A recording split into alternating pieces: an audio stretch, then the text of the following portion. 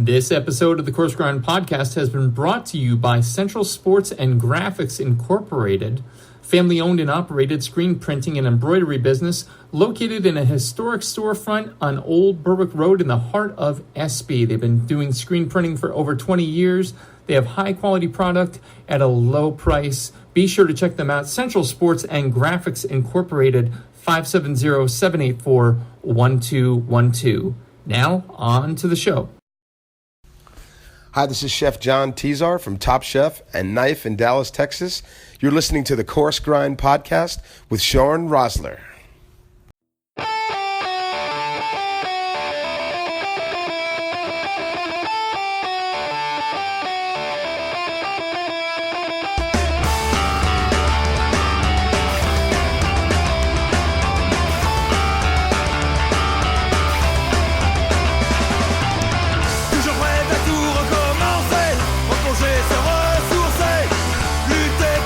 Ladies and gentlemen, welcome back. This is episode number 117 of the Coarse Grind Podcast. With you as always this evening, host creator Shawn Rosler. How's everyone doing this cool winter evening? Local, fresh, and honest. These words tend to get thrown around ad nauseum in food culture, and it's a truly rare occurrence to actually connect with someone, let alone an organization or an institution or a farm, let's say, who actually gets it. Don't get me wrong. You're just as likely to find me embedded behind a bag of stale Doritos as you are to be seeing me tucking into an organic farm-to-table meal. Fine. But let's just say those three things are important. So when I got the chance to chat with one of our local leading suppliers of that very genre, I just had to make it happen. Tonight's guest hails from a small, historic farm in rural Millville, Pennsylvania, that specializes in mushrooms, aka mycology for those of you who are word nerds like me, and educational outreach about wise cultivation and safe foraging. Tonight's guest and their organization are a refreshing lightning rod in an otherwise static food scene. They organize a weekly farmer and artisan market in Bloomsburg, dear old Bloomsburg, with the goal of strengthening food security, improving the local economy, connecting the community to how food is grown and products are made. They've even gone so far as to become the authors of a streamlined foraging guidebook about seasonal gourmet mushrooms of Northeast North America called Rewarding Mushrooms. A cookbook is in the works, including the tips from the book and posts in their social media accounts related to cooking, so we'll be sure to check back in when that comes around. So again, it's important to eat fresh, local, honest, organic, but why? Here's where I get to talk to you about the best part of my job, because guess what, kids? That's not my question to answer. That's someone else's. So let's bring that someone else right on. Ladies and gentlemen, and everyone in between, tonight's guest, mushroom expert extraordinaire, among other things, Carlyn McKee of Greenwood Farm. How is it going? What's going on? It's good to talk with you tonight. Yeah, great to have you on. I know this has been in the works for a while, and your schedule, I mean, you're typically up during the season at probably like 2:30 in the morning, right? Some mornings, yeah. Market mornings especially, but yeah. It can feel that way. So, nice change of pace, get you in the winter schedule, get you on the show. And again, can't appreciate it enough that you took the time to hang out with us this evening. Folks who are regular listeners, all three of you, will obviously take a little bit of a spin from the normal format. We're not going to be talking necessarily restaurants, but we'll definitely delve into the food background and what Carlyn and crew are doing today, because I got to tell you, I got some preview before we started this recording, and it is some very, very exciting stuff. Starters, mains, and afters. We're going to be asking sets of questions each. Starters, we're going to talk about where the guest came from, how they landed in food as career, lifestyle, etc. Mains, we're going to talk about what they're doing and maybe what they've got loaded in the chamber, ready to go. And finally, afters, a little bit more irreverent, a little bit more off the cuff, but no one's been injured in 116 episodes. So I have to say by now, OSHA, stop bugging me. No one's getting hurt. I think I can ditch that line by now. So without further ado, Carlyn, talk to me about where and what you grew up eating. Oh, great question. Thankfully, I had a stay-at-home mom growing up, so we had a lot of home-cooked meals from scratch. Cool. But I've gone through quite a journey of figuring out what to produce for my children and my family too. It's such a neat thing to reflect about where you grew up and what you choose to do with your own kids and how you create them. But I grew up with a lot of cereal, the kind of sad diet, but also a lot of rural Pennsylvania foods, sausage, pork chops, homemade bread, a lot of really great things like that. Yeah. Nice. So, I mean, when we here in the know talk about that traditional Pennsylvania, I'm from Northeast PA. You're from, I assume you're from here in the area, Central PA. There's some commonalities. Yeah, oh, okay, there you go. There's some commonalities that definitely flow through. When you go to a farmer's market and you pick up a fresh smoked kielbasa, in Pennsylvania, nobody bats an eye at that. But if you say the word kielbasa to anyone outside of the state, they're looking at you like you got a fresh dose of meth, like going in you. Like, what is wrong with you? What a kielbasa? Who? But yeah, it's a very meat centric, very, very, very hearty dining hall. I mean, Christ's sake, Philly's got the cheesesteak. Like, that's our anthem. So let's be fair. You come here, it's going to be meat heavy. Safe to say you were an adventurous eater growing up, Carlyn? Yes. My mother not so much, but thankfully my father. And, nice. Yeah, I'm always willing to try different culinary experiences for sure. Nice. What did Dad introduce you to? I remember the first time I had a gyro at a restaurant, and he was so surprised because he was like, "You're not like your mother, wow!" Nice. Yeah. No, he was into a lot more vegetables. My mom has a lot of texture issues. And she's, so I actually only grew up with canned mushrooms for most of my life. It's been quite a journey to learn. It's become a whole different thing when you grow it and then you eat it. Oh, sure. Well, with that canned mushroom thing, here's, prime example though, where like everything has its place. My wife will not eat fresh mushrooms on a pizza. They got to be canned on the pizza. But otherwise, chanterelle, trumpet, like all these different things, she's got to have it fresh. She's got to know where it came from. I actually think she's probably come by your stop there when it was up in the mall more times than you probably even realized. She was, constantly on the mushroom thing.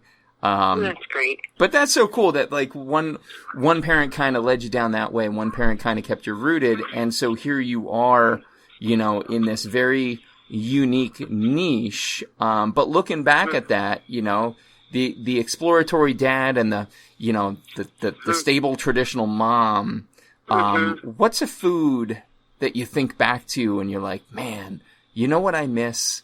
I miss this. Is there any food that gives you that nostalgic feel? It's funny. Mom's mac and cheese is always going to be the best. I can't come even close to it, Yeah. Nice. But she also makes really good stuffed pork chops. They're really good. Damn. See, and that's that heavy stuff. Like, I feel myself gaining weight while I'm sitting here, like, talking about it. Yeah. Actually, I've recently researched a lot more into carnivore diet, and I'm very impressed by those people. Wow. Yeah. You also follow Joe Rogan, right? I do. Yeah. He's on the carnivore diet now after researching about plant-based and then researching about carnivore. He's actually trying the carnivore now. Oh, man. And see, that whole... This is this is what's funky. And, the cool thing is you're kind of like in the middle. You're Switzerland in this debate because, mushrooms are used as a substitute, as that like meat, for folks who maybe don't want to. So, like, mushrooms kind of house that middle. Yeah, and scientifically, fungus is in between, the kingdom Animalia and I'll say Vegetalia, but I know that's the Christian animated vegetables thing. So anyway, it's such an interesting thing though, how they try to smear each other. Like, so, the Impossible Burger comes out. Whoa, it's the greatest thing. And all of a sudden you start to see the environmental claims, of raising meat to be impactful to the environment and so on and so forth, and it makes sense. It follows a logical flow. And now you see this carnivore diet come the other way. And then you see, I've at least seen a couple articles where they're like, no, actually, the amount of vegetables that have to be, processed, et cetera, for the Impossible Burger versus, raising free-range cattle, it's so much better for the earth. So where do you stand on that? Being a listener of Joe Rogan and the carnivore side of things, but you're clearly exposed to the Impossible side of things. What's right? What's wrong? Is there one? And is the answer mushrooms? See how I did that? Yeah, I love that. I must advocate for whole foods from farms, not from a lab or corporate owned.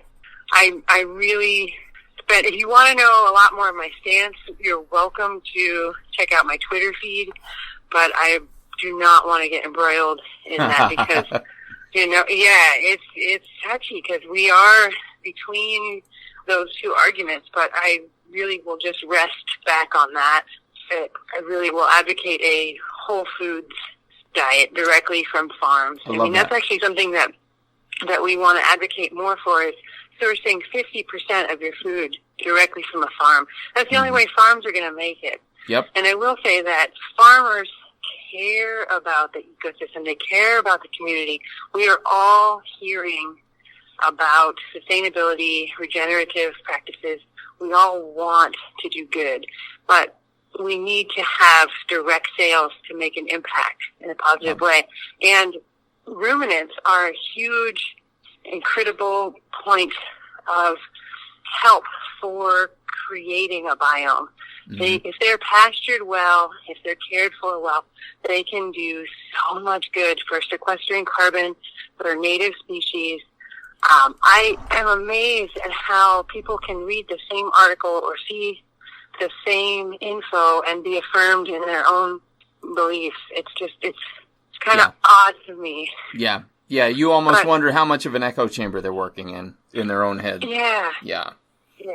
Yeah. Yeah. So, for links and stuff, though, I would highly recommend my Twitter feed. That's the most controversial. Twitter is like that. I mean, it's just a zone for debate, I guess. Yeah, man. You can get out there, you can toss it around, and it's, it's no longer the 140 character limit, but it still is limited. It still is micro in nature, and that's Greenwood 570 for those in the Twitter sphere. Greenwood 570. There's I'm actually a lot of farmers and scientists there. Yeah. A lot of people meet up that are in the know there. It's neat. Right on. But that's it for more of the technical side of that. But I'm welcome to discuss it further too, with your email or anything. Yeah. Yeah. For sure. Hey, folks, if you're looking for a conversation to pick up, man, it sounds like there definitely be some fertile ground there too. Oh, fertile ground. It's a farming joke. Get it? Jesus, I should be shot. So, Greenwood 570 on Twitter if you're looking to pick that up. So, talk to me about when, because obviously you've made, the call to make this your life, your passion, your mission. There had to be a moment when you realized, this wasn't just, we have a garden in our backyard. We're not hanging our hats on it because we'd starve to death. But clearly you know what you're doing, and specifically with regards to mycology and mushrooms, you know what you're doing. But when was that moment that you said, wow, here's something I want to do? Well, my husband and I designed our homestead from the get-go. That was something that we realized when we were dating, that if we were going to stick together, we were heading in that direction. Nice. And we've been able to hold on to that dream and make it real. Actually, the name of our farm for a while was Live in Dreams Farm. But we realized that it was way too confusing with people and mushrooms and Live in Dreams. And we're in Greenwood Township. It's a really easy to recognize name. So Greenwood Farm works much better. Sure. We wanted to raise our family and raise as much of our food as possible. And it became a natural progression there, but we really didn't know what niche we could get into in Bloomsburg when we bought our farm. So we asked around, and it was perfect for us because we love the science. We love the challenge of growing mushrooms. We fell in love with the characters. I mean, there's so many kinds of mushrooms to grow and so much good that they can do for soil and people.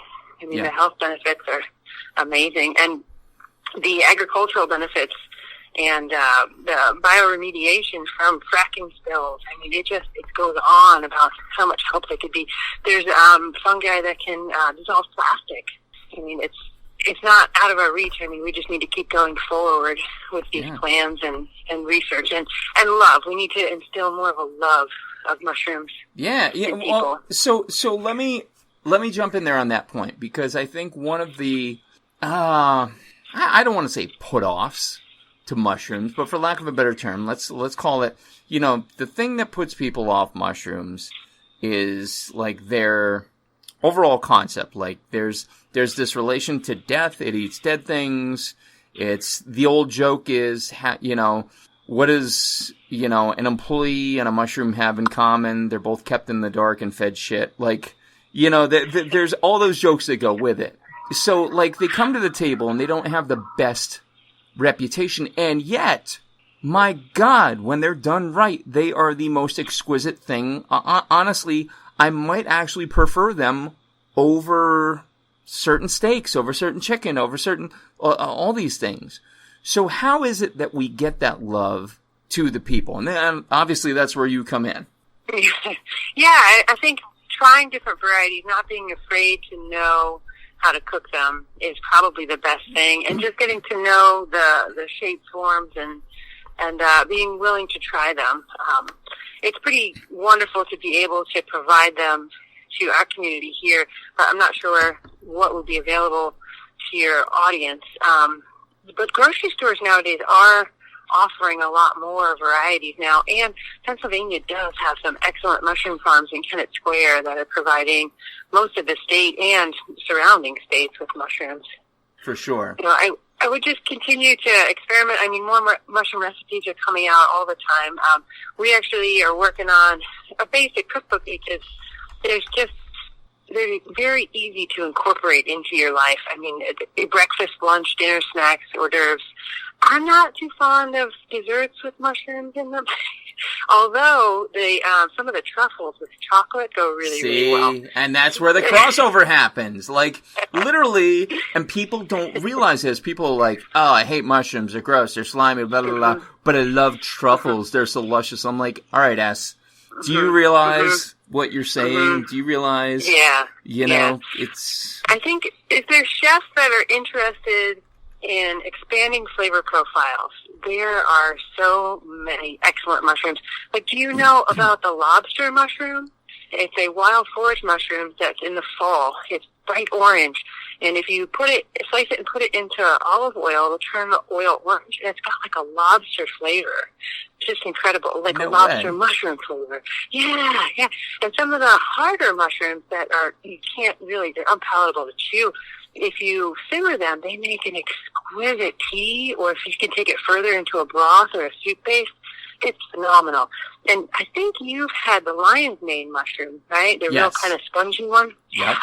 Did you make crab cakes with it, or did you just saute it and use it like as a chicken-y kind of thing? I want to say it was a crab cake applique, something very similar in nature to that. And obviously, again, that gets into when it's handled right, the texture is so similar to what you would expect in an alternate protein dish. I'm not even saying straight meat, but obviously that's what I'm referring to.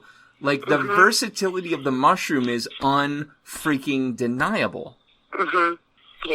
Yeah, it's excellent. All right, should we put our soapboxes away, or do we want to keep them out and play with them more?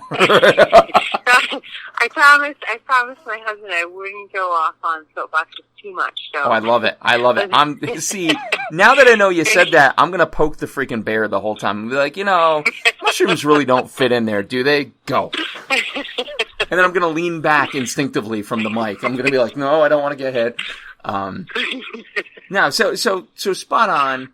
So much that you can do with them, and like, it's time to stop being afraid of it. I think, honestly, if we were to draw a parallel, I think there's a parallel that exists here between mushrooms and seafood. People are afraid of seafood. Why? Well, it's, it smells funny, it's difficult. It can kill you. Like, seafood and mushrooms tend to marry up pretty, as far as perceived risk is concerned. Let's put it that way. Mm-hmm. But, like, you're hearing it here, folks. Carlyn is telling you, and trust me, let me tell you about one of the best moments where I engaged with your product from Greenwood was when you were up in the mall, and I think it's actually when we met in person that I got a bag of your, I'm going to say oyster mushrooms. I might be wrong.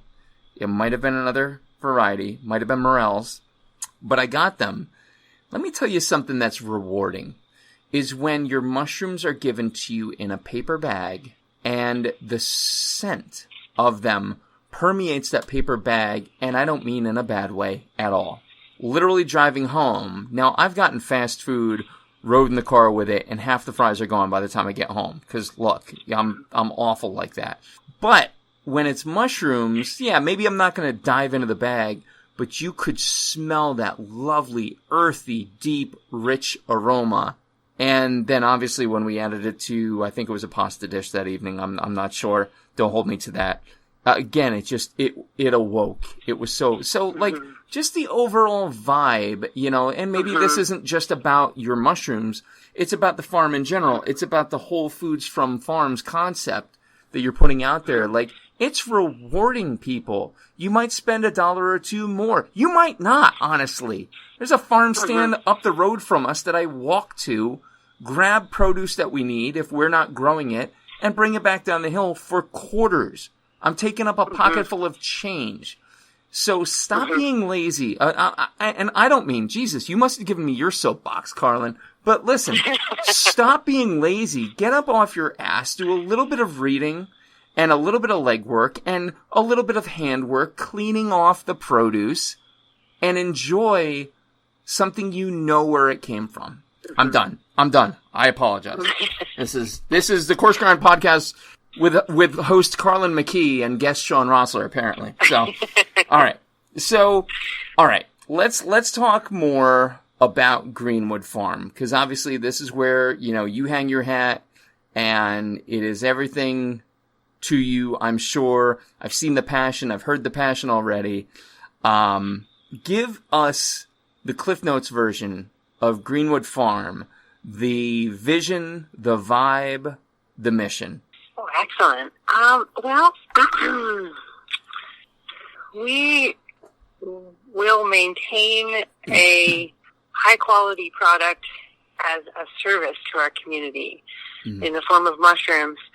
I don't know what the future will hold for us expanding into other farm products, but we know now that mushrooms are a fantastic food source and preventative medicine and inspiration for cooking, and that's more of what we want. We kind of feel like it's the Shire, where we're nestled in the hills. We keep things private. We don't sell from our farm, but we gather with people in Bloomsburg every week and Williamsport to provide our mushrooms and mushroom products, and we engage on social media for inspiration. Yeah. We source as much of our materials as locally as possible.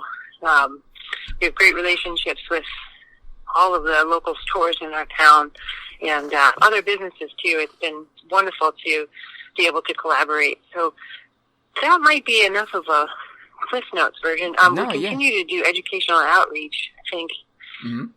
Yeah. I would like to explain how mushrooms are grown, partly to dissolve some of that misconception about they grow on shit. Yeah. There are mushrooms that grow on manure.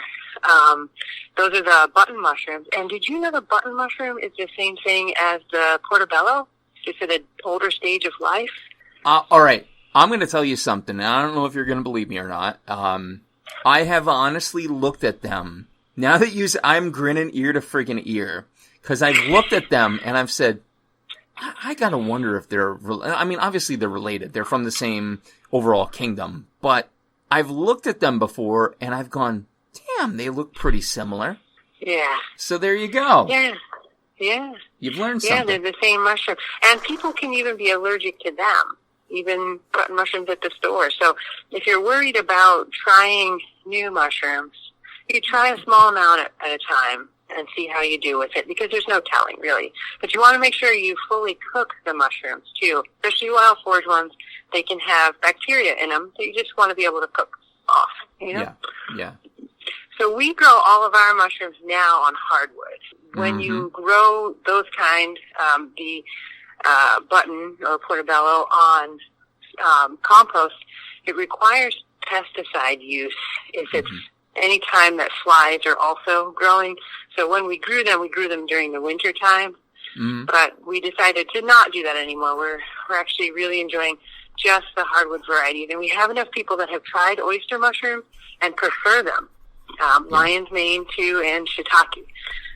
The oyster mushrooms are the most versatile, and we grow a gray variety that prefers cooler temperatures. There's pinks, there's yellows, there's all kinds of wonderful varieties of just that same species, Chlorotis. Yeah. See, she's using Latin. She's using Latin to make me feel dumb. Did you see that on the bag? That was well done. I appreciate that. No, we put it everywhere because we want people to learn the names and learn to recognize species. Because if you had that if it was on the label, the portobello and the button mushrooms, you would have been able to put two and two together. Oh, well, look, it's the same thing. Yeah. Well, there you go. And actually, I just we just did a kids episode, and my boys were on, and he just referenced the Latin name for the chicken, and I can't remember it now. I would have impressed you with the actual Latin term for chicken, but I don't have it. So that's great. I fail. That's great. That's the way it goes. So no, but that's I think what you're saying is spot on in that. If you want people to get into something, like if you have a favorite show, let's go here for a minute. If you were a Game of Thrones head or you were something like that, and you tell somebody about it, you don't want them to just like it a little bit. You want them to be as crazy about it as you are. And I think here, and I mean, I know personally when I'm cooking something and somebody doesn't know what it is, and I get to educate them, like I want them to lose their mind for a little bit about it, like go crazy about it, feel that vibe, and knowing the Latin name of your mushrooms, what a cool way to just dive in head first, whole body, all the way up to your ankles and just go nuts. So again, if you're looking for that Latin finesse, I'm sure if you go out to greenwoodfarm.info, you check them out on Twitter, like I said, Greenwood570, Facebook, Instagram, there's going to be there's going to be more Latin references than a Catholic church service. So you're going to be in good shape. But so mushrooms across all things. You said something important, and I know you mentioned it a little bit before, but talk to me about, mushrooms as restorative curative. I'm sorry, did you say restorative? I'm sorry, mushrooms as restorative and curative, Oh, curative, yes. They have incredible health benefits, especially in the preventative aspect. There's some great research now about lion's mane reversing neurological degeneration and cognitive decline. It actually can help you grow new neurons in your brain and help the pictures of nerve cells of the dendrites, then they have those fibers coming off. Yeah. Yeah, those fibers coming off, I think that's where the myelin sheath is, if I'm remembering correctly. But it helps to restore those. It's just incredible. And all you need to do is include it in part of your diet. Now, lion's mane is fantastic fresh, but it can kind of get old having it every day. Sure. If you have a certain problem that you're concerned about, like Alzheimer's or something, or if you've had some sort of nerve damage, we have someone with MS taking it regularly now, and somebody else that for another health problem. But anyway, we have a double extract of it, and double extracts are the mushroom. We use the whole mushroom. Other companies will use the mycelium, just where they grow in the hardwood, or they'll grow it on rice. But we'll use the whole mushroom, and you basically put it in alcohol for an extractive process. It takes about 6 weeks, and then you strain it out, and you put it into water and simmer it. So you get the water-soluble constituents, and then you combine the alcohol and the water, and that's a double extract. And you take a dropper full of that every day for maintenance, more for whatever if you feel like you need it for more. There's no overdose. There's no like crazy side effects or anything. It's just fantastic. We also have that for reishi. That's a real hard mushroom, but that one is a real good mushroom for flavor profiles. Like that one goes really well with beer. You know, nice. It's kind of funny. Yeah, you drop it full of beer, and then there you go. It's pretty neat. That's awesome. But yeah. So there's beyond that though. There's a lot of other health benefits. I mean, mushrooms in general, they each have specific benefits, but they have B vitamins, you know, riboflavin, niacin, folate, thiamine. There's all for energy, blood flow, mood, that kind of thing. There's a lot of minerals. Vitamin D can be in mushrooms that have been exposed to the sun. So, you know, those oysters you got? If you put them in the sunlight, they'll actually produce vitamin D within them. And when you cook them, you'll be able to absorb that vitamin D. It's different than the vitamin D from animals, though. So it's not a substitute, but it's still a form of vitamin D for bone health. It's pretty great. Wow. The beta-glucans in mushrooms is also really helpful for immunity booster. So that's why mushrooms are real great for the common cold, things like that. So any kind of mushroom will help with that, but especially some of the other ones like reishi or shiitake has a lot of antioxidants in it. There are also some research now about dissolving tumors and fighting cancer. It's pretty amazing. Wow. Yeah. I mean, I'm saying who knew, partially tongue-in-cheek to be corny, but quite literally. Like, I mean that. Again, you know, we think of the mushroom, we think of the sliced nonsense that comes on pizza if you're in kind of the middle lane, John Q. Public, standard issue persona, and yet there's this whole field of study behind it. And I know, speaking and transitioning a little bit towards what's next for the farm, you are working on, I want to say, a mushroom foraging course? Yes, indeed. Tell us a little bit about that. So our mission is to cultivate wisely and forage safely, and we really love that. We have classes teaching how to grow mushrooms on logs. We have small farming mushroom classes too, and we love the countertop kits too. We'll do those occasionally. Right now we're focusing on this course because we'd like to empower people to be able to forage for their own mushrooms safely. It's a skill that's wonderful to have, especially if you are already engaged and have the habit of going into the woods. It can open your eyes to so much more that's going on there. That's been one of our favorite feedback that we get from older folks is like, I have been in these woods for 30 years and I had no idea there was still so much more to learn. That's awesome. I mean, it's just, yeah. And so it's what we call it's food empowerment. It's a chance for you to be able to feed yourself, to forage food. And when you forage food, then you understand about how essential agriculture is. You don't argue about who's doing food because you understand if we're supposed to be foraging all the time, whoa, are we going to be tired? Because there's so much effort and it's so inconsistent. So that's what's fun about it, though, is because you can learn what is most likely going to be out, where and when, how to find it. So that's why we put this course together. It's based on our book, Rewarding Mushrooms. That's basically a streamlined guidebook. When you get a mushroom guidebook, it's huge. There's hundreds and hundreds of pages, and it's great. It's so much fun to have. But of those, knowing what is actually going to be delicious is what our book is made from. There are a lot of edible mushrooms, but sometimes they taste kind of, not so good. My son described one time as a salty hat. He said, it tastes like a salty hat, Mom. We were like, that's not going to be in the book. Okay. So the 18 that are in there are delicious, and those are the ones that we'd like to teach in our course. And we have cooking tips in there and storage tips, seasonal tips, which trees to look for, to find them. It's wonderful. That's what we call food empowerment. See, this is an entire lifestyle, kids. If you're looking to get into it, and I got this, I get these like crazy kind of off left of center catalogs around the holidays every year, and I got the here's a piece of wood and some seeds and some spores, kits. And I almost got it for my wife, and I didn't. And now I'm like, well, shit, I'm talking to Carlyn. I'm going to get in touch with her directly. I'm going to do this stuff right and proper and start a small mushroom farm in the backyard. So excellent. Yeah, it's the logs would be great for you.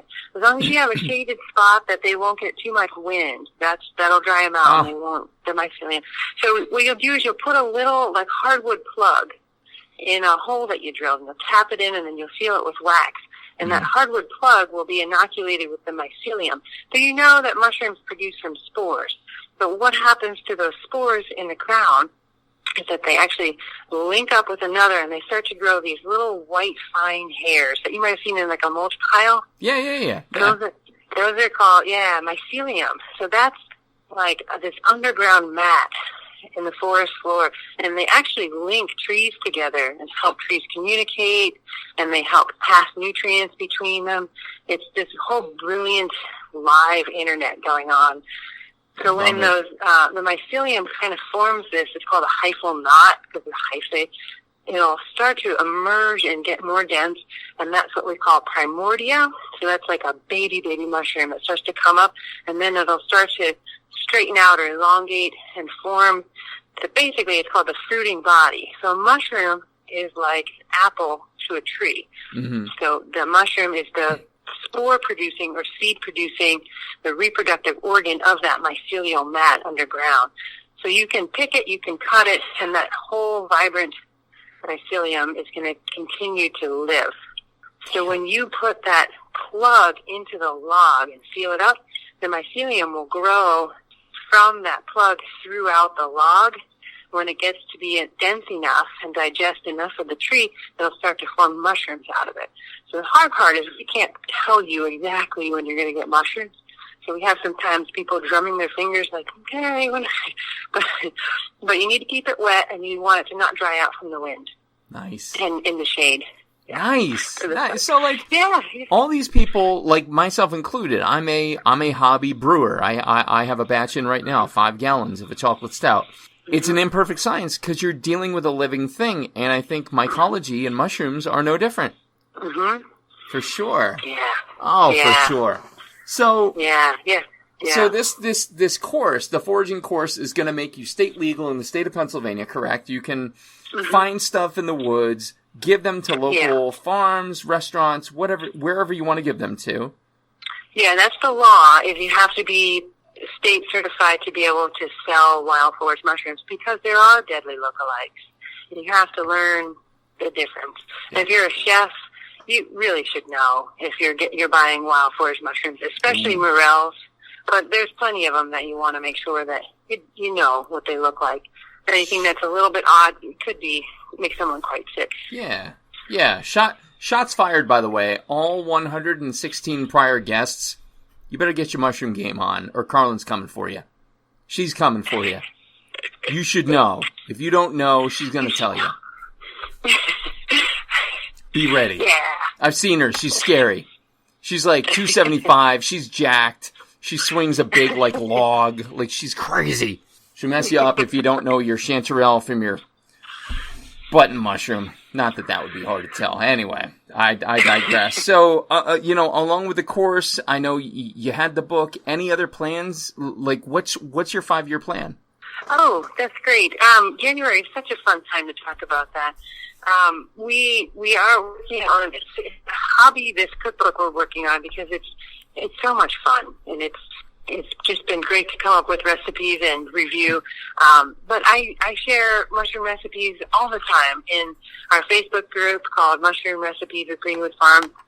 I have a Pinterest board, of course. Oh, of course. I have like 80 Pinterest boards. I love Pinterest.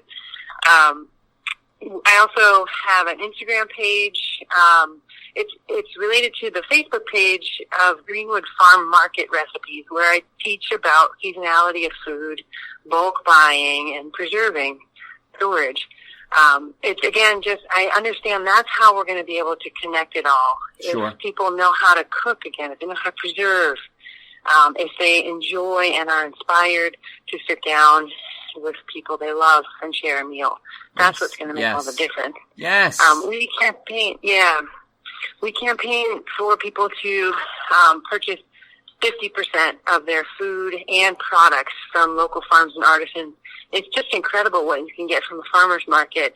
Not only dairy and meat, but soaps and all kinds of hand-made products, including clothing, toys, tons of decor. And listen, you bunch of savages, you can get beer and cider and whiskey. Like, this is not your mom's farm market. If you go out to Forks Farm Market here in the area, I'm just going to plug them because Mrs. Todd was a therapist for 2 out of 3 of my boys. And I love them to pieces. I love them to pieces. Yeah, they're great. But the last time we went, you know, not only were there food trucks there, which again, you know, I had Mike on from Route 11 and all that. But I mean, there was Colonel Ricketts cider. There was a whiskey. I want to say it was bourbon. Or was it that the cider was done in a bourbon barrel? I don't know. 2 microbrews up there, like crazy. And then I run into Toby and Sarah, which I was looking to touch base with them about doing the 100th episode. And like, we had the meeting right there. So like, it's everything. For me, I have an addiction to farm markets. If there was a farm market that I could go to comfortably every Saturday, you can bet your bottom dollar my ass would be there. Sans question. No question. Because, like you said, Carlyn, it's everything. Yeah. It does something real special to you when you buy face-to-face from somebody that made it. Like, they leave and they're connected with you and they feel like they got a chance to really serve you. And you love the product differently knowing that that person made it and you can get it from them again. It becomes like you want to outdo your quality. You want to keep improving. You want to keep making things better. You want honorable relationships. It's different than that nameless, faceless corporation that you can't really find a person to actually talk to. You know, it's so different. It's amazing. Totally agree. And it goes hand in hand with, like, those are the people that will sponsor a sports team at your kid's school. Those are the people that are going to campaign for an initiative to help provide food for a native butterfly species in your area. Those are the people that actually care about sustainability, reducing carbon and water footprints of your community, less packaging. I mean, it's what we need to focus on. I mean, talk about food security. If something were to happen and you weren't able to get shipments into your town, you want thriving farms. Yes. You want artisans, you know. Yes. And you brought something up very important. And even in having our small, like, I don't know, I think it was like a 12 by 8 garden, maybe like a 15 by 10. I'm not sure what the actual dimensions were. But we planted flowers that would attract butterflies and bees, you know. And again, I don't want to get deep into this because I think anyone with half a synapse firing is aware, you know, we're not doing great things for the pollinators. And so whenever we can, like, let's do a little something more for that. And it's just, it's really this all-inclusive picture. I almost wish there was a Congress. But today, oh boy, that's a dangerous statement. Let me rephrase that for a moment. You know, that all the individual food types, food specialties could come together and just make sure everyone was being taken care of. And I think we would see such strong farm growth from that. But unfortunately, as I think you've alluded to, you know, it's all about how much can we get from how little and how quick. And that's a lot of processed food companies are doing that too. Like that's actually an issue with bees is almond milk is produced by bees being shipped everywhere and they come back with diseases and it's basically it's a catastrophe the way that it is to produce stuff like that. I mean, we just need to think less about a prepackaged food lifestyle and focus more on, you know, sourcing your things locally, knowing the kind of farmer that you're contributing to. I would agree. I would agree completely. And just in case you're looking for something to maybe wake you up to that, the volume of almonds required for your almond milk, latte, mocha, choca, dusha latte, don't get me started. You know, it's amazing what people don't get. It's amazing why people have the gall to ask why cashews are so expensive. It's the one tree nut that actually still has to be harvested by hand. It cannot be done by a machine. Every individual freaking cashew, you purists that want your whole cashews, which I never buy whole cashews, by the way. Not to go off on a tangent. This is mushrooms. But listen, if you're that much of a prima donna that you need whole cashews, you need to reevaluate some things in your life. I'm just saying. I don't want to be angry, Carlyn. I'm sorry. I'm sorry. No, it's okay. I'm sorry. It's okay. Help me. No, I'm toning it down too. I'm avoiding the topics that get me really excited. So.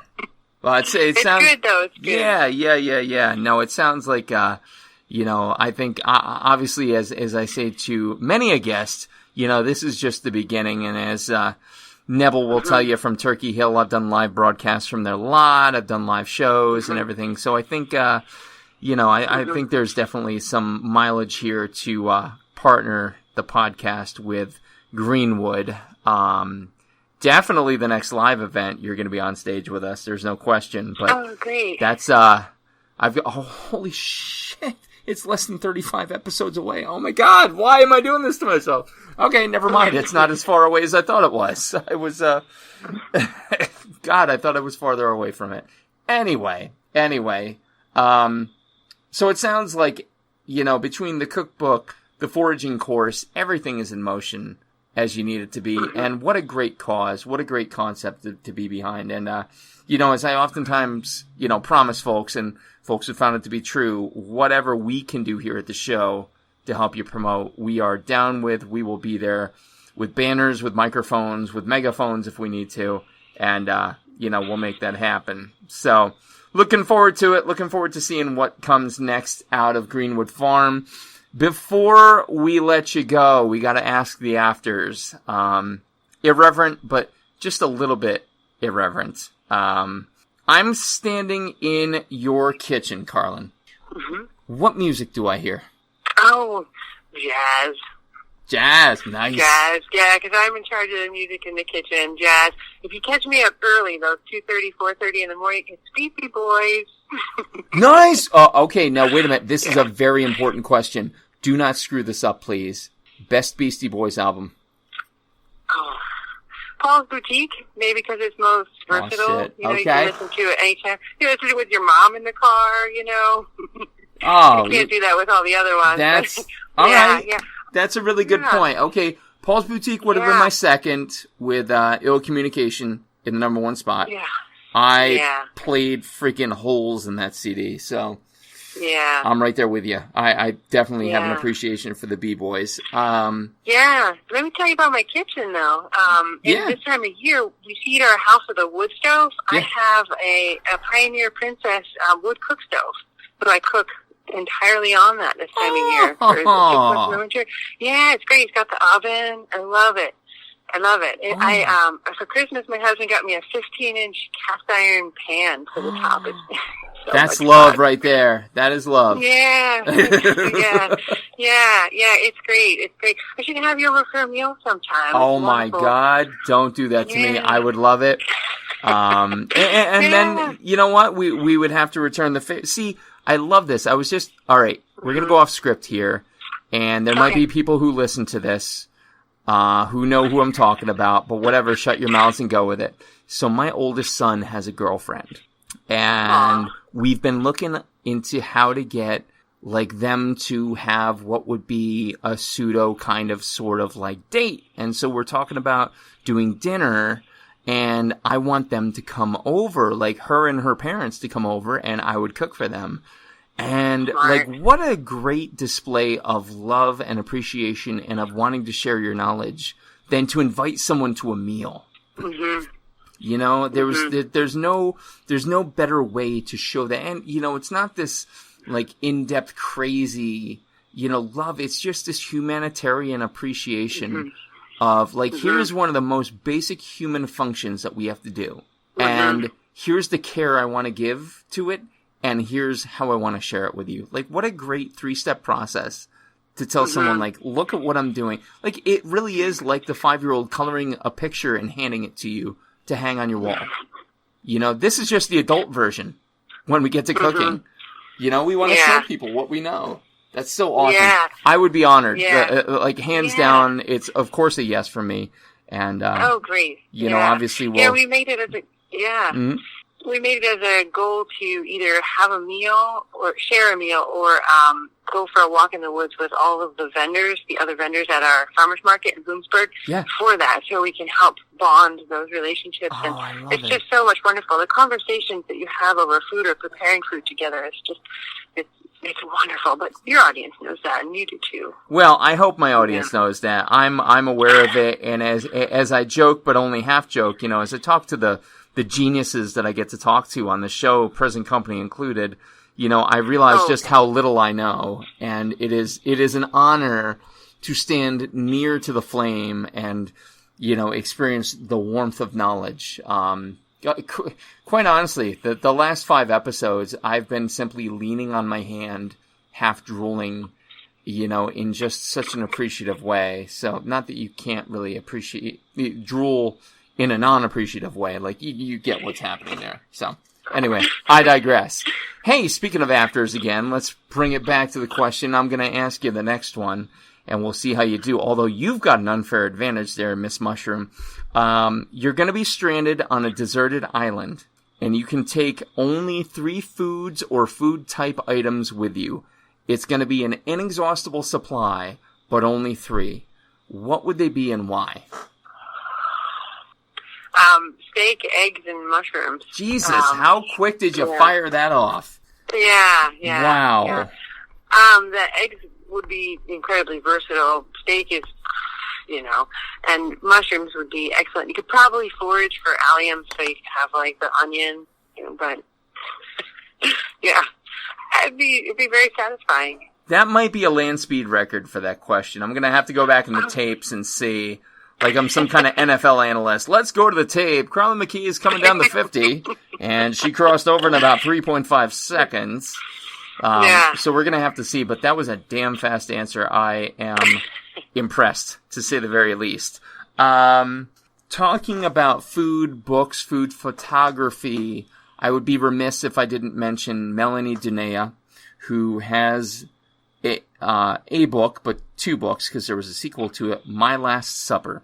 And it was 50 world-renowned chefs responding to a set of questions that were uniform and a great picture of each of them. And I took the inspiration from that book. If you haven't read it and we do the dinner, I'm going to have to bring both over to show you.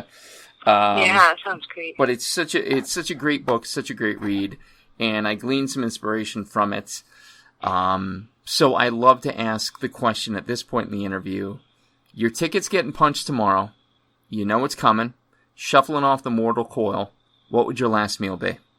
Oh, that is a good one. See, when you get someone who's not the hardened chef who's been drinking all night and up at 3 a.m, and they're asking this over bourbons and crying on each other, like, they say it's a good one. They appreciate it. If you ask any of the chefs, they're like, oh yeah, I've answered that shit before. Here we go. Yeah, I'm tempted to go a couple different ways, you know. Let's start with who would be there. Oh, my family. Yeah, cool. Yeah, definitely. I want to go with Mom's mac and cheese. Nice. You know, that would be pretty wonderful to taste that last time. But that's a good question. It's funny, I never thought about that before. Oh man. See, my answer's twisted. People heard my answer. My wife interviewed me for episode 20, and like people who listened came up to me and they're like, "You're out of your mind." I'm like, "Well, we've established this several times over before you ever listen to a show of mine. Thanks for the input." Because like I answered, I'd eat alone. I don't want to bother people with that. That's my last meal. I came into the world eating with a tube stuck to my belly button. I'm going to go out, doing the same thing solo. I don't want to bog people down with that. That was mine. And people were like, "Oh, you're so dark." Oh, but I don't know. I felt like there was something to it. So your family. Do you pray with your family before you eat? I do.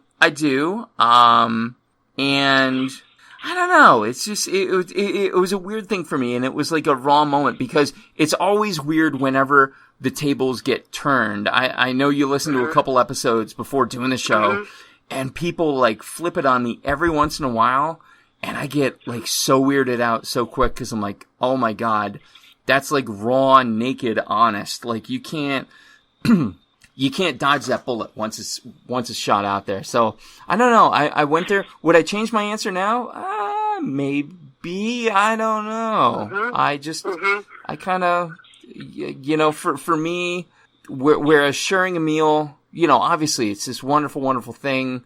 I think with something as symbolic as that, it might be best done, alone, to reflect, that reflection moment.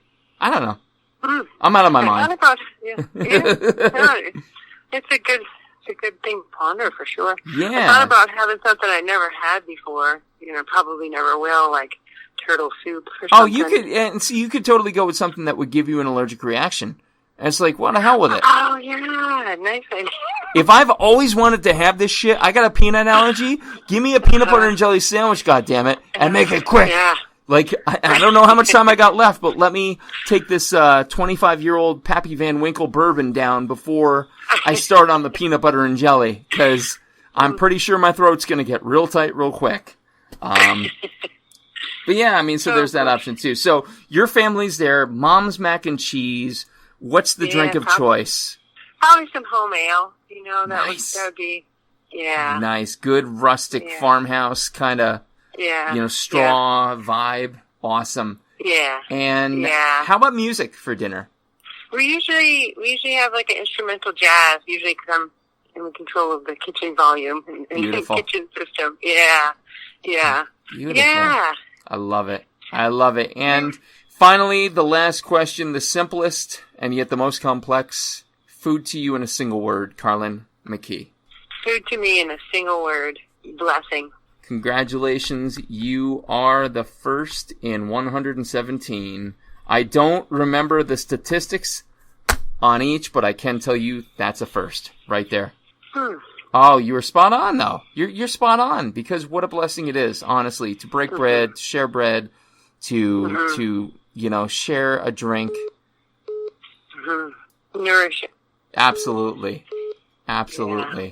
So, man, what a great, just what a great education for me. I have to be honest. Just such a great education. And folks, if you're in the area, check out Greenwood Farms, farm singular.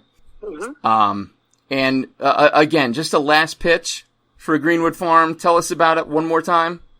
Our social media website has all of our website has all of our social media links at the bottom. It's www.greenwoodfarm.info. It's not .com, it's .info. Yep. And I put a lot more information about mycology on there, the modern uses of it. I love sharing the wisdom that keeps unfolding about mushrooms and how they can help us. And I would love to talk to you in person at our farmers market in Bloomsburg or our one in Williamsport or where else we manage to expand into. Yeah. We really focus on quality, so if that's your thing, you definitely want to come meet with us. Nice. Nice. Yeah. And I am honestly looking forward to, and this is not just empty promise, this is swear, I would love to do a live broadcast from one of your farm markets. Talk to people, get the vibe, get the feel for the rooms. So I think you and I need to connect and make that happen. But until that time comes, folks, listen, check it out, greenwoodfarm.info. Be sure to check out Greenwood Farm on Facebook and Instagram, on Twitter, Greenwood570. For more information, folks, be sure to give them a call at 570-594-1501. And again, Carlyn, I cannot thank you enough for both the education and just the time that you've shared with us this evening. Thank you so very much. Thank you, Shawn. I'm really glad that you're keeping the effort going for this podcast. Oh, I'm trying. It's turning me gray, but it's turning me bald too, so I'm not sure which is going to win first. We'll have to see. I don't know. Do mushrooms heal hair loss? You probably know that. I shouldn't jump into that at this one. Trying to wrap. I'm getting the wrap it up signal from across the room. So, okay. Yeah, I hear you loud and clear. So, but we will certainly discuss that in person, it sounds like. But again, Carlyn, thank you so much. Ladies and gentlemen, this has been episode number 117 of the Coarse Grind Podcast. My guest this evening, the incredibly knowledgeable, mycological Carlyn McKee of Greenwood Farm here in Bloomsburg, technically in Millville, Pennsylvania. Our producer, as always, this evening has been the lovely, voluptuous, and sensuous Johnny Leland Robinson, a.k.a. the Reverend Johnny Lamoria. Be sure to check out all his libertarian happenings in the 18431, as well as Cinematic Pig's Feet. Again, I referenced it last time. I'm still hoping I don't get another Russian art film to watch with him, but you know I'm up for it, buddy. Next episode, we're going to take it back to the quick fire. Stay tuned.